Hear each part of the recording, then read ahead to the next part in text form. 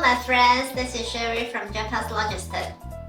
Surely you have heard that shipping companies are going to increase price in April. China's ports are full of empty containers. Some African countries are affected by the strike. The news is coming to us all over the place.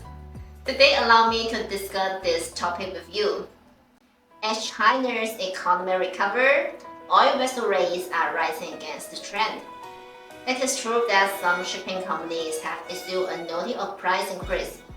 However, as far as I know, only some ports to some countries have raised their freight rate.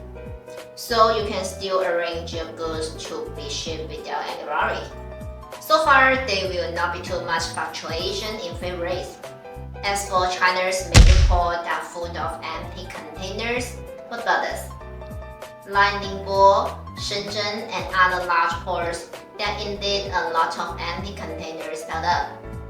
But the reason for the empty containers is what exactly? The first is mainly the return of empty containers from foreign trade.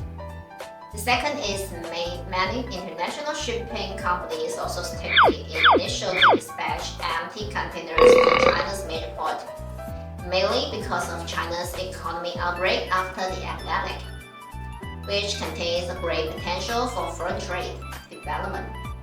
So we do not need to worry too much. Currently, China's foreign trade is in the recovery phase. I hope we can also face it a cautious optimism.